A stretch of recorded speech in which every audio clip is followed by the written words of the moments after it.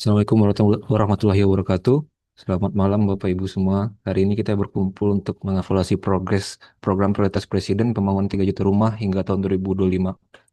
Oke, Bapak Ibu saya pengen menekankan saja, ini dari realisasi kita itu baru 1,2 juta unit atau masih 40%. Ini masih jauh dari target ya Bapak Ibu ya.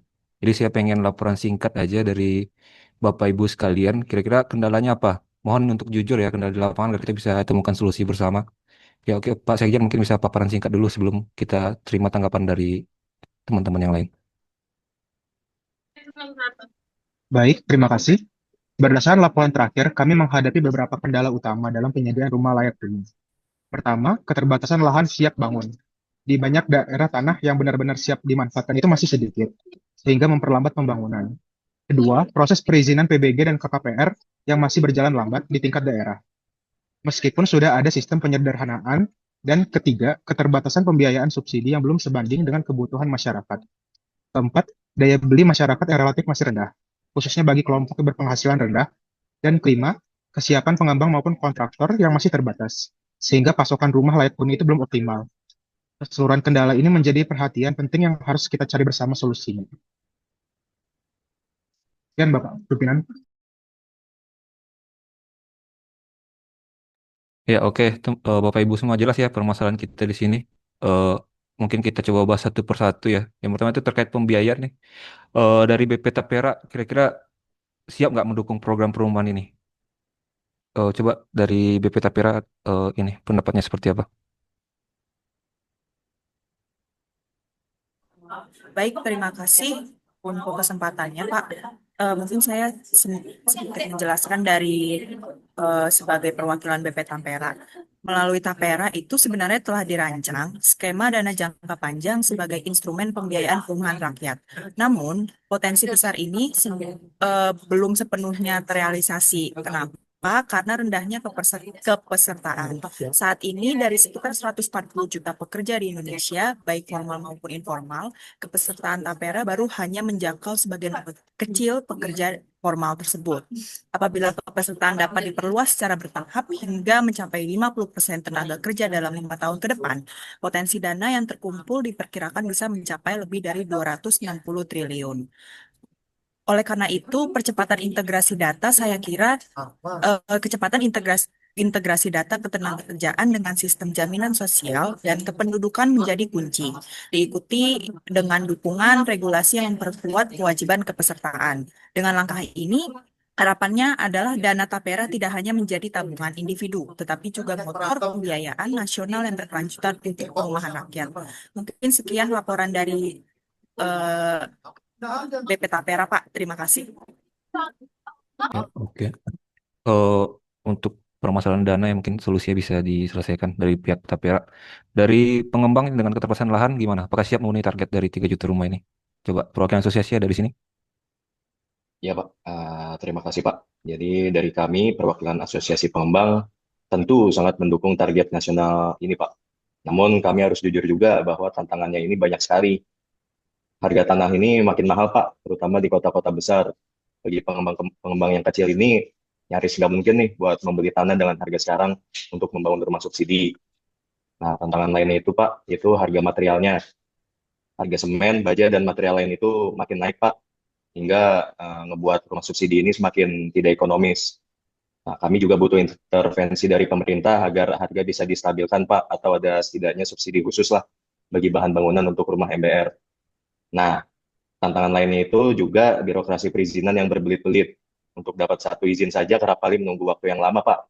Keterlambatan ini tidak hanya menunda pembangunan, tetapi juga meningkatkan biaya operasional dan membuat proyek kami ini menjadi kurang efisien.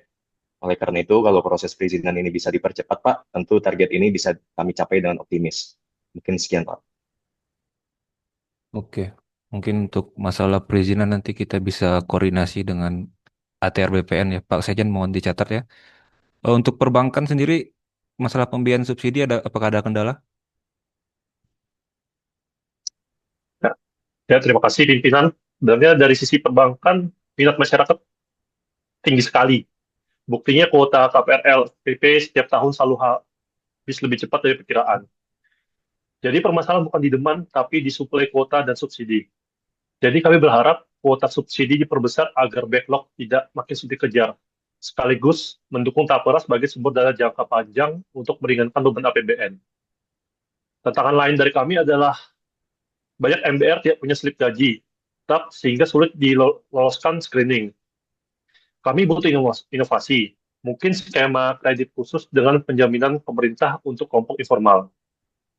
Kerjasama yang lebih erat dengan pemerintah dan pengembang juga penting pimpinan, terutama dalam memastikan ketersediaan stok rumah bersubsidi dengan harga yang sesuai regulasi.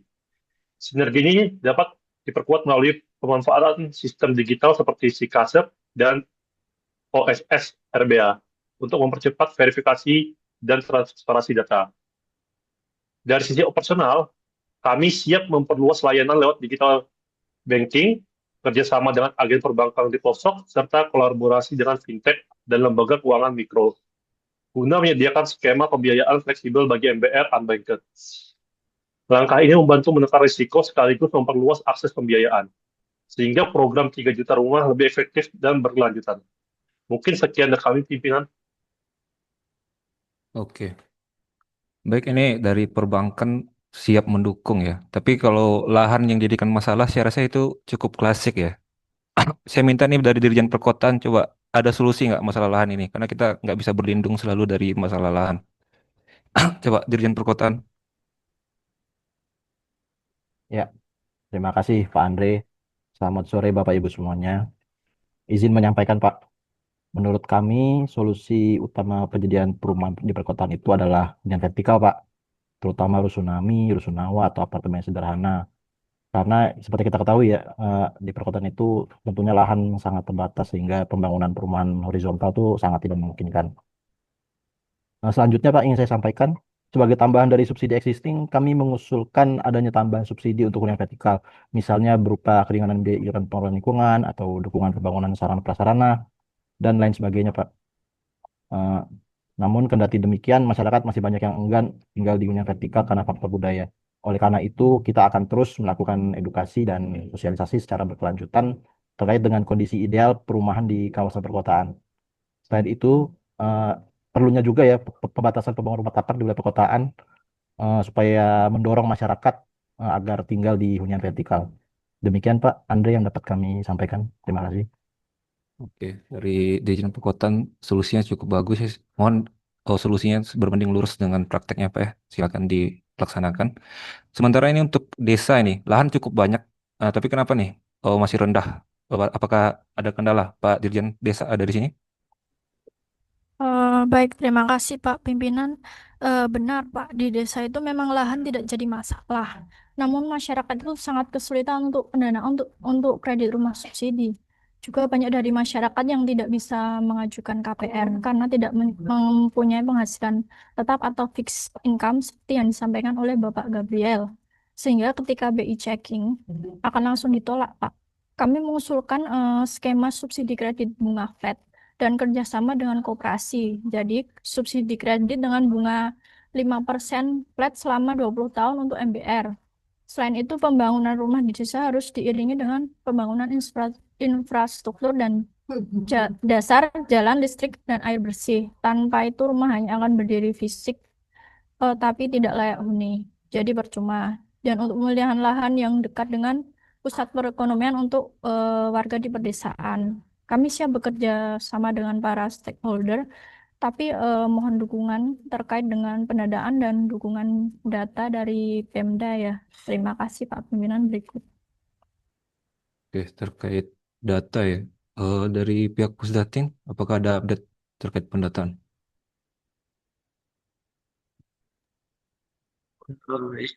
Terima kasih Pak. Saat ini total backlog terdapat sekitar 29 juta unit data tersebut. Itu berdasarkan data dari DTSN Pak, yang berasal dari BPS. Itu angkanya besar, sehingga tepat sasaran jadi kunci ya Pak ya. Data tersebut sudah kami terima dan akan berkala terupdate, dan data tersebut setiap bulan sehingga data tersebut akan kita simpan tuh Pak, terkait kebutuhan data backlognya.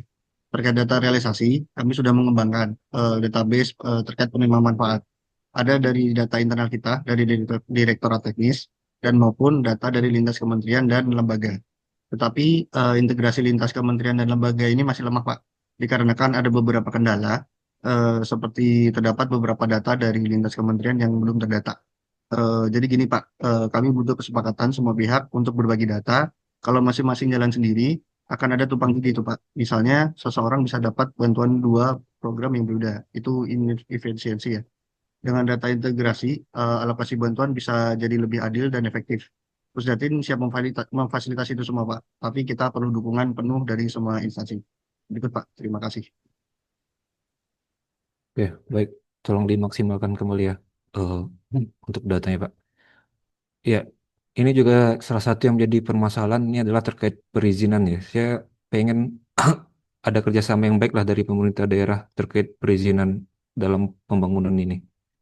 Apakah ada kendala dari Pemda terkait dengan perizinan? Ada perwakilannya di sini?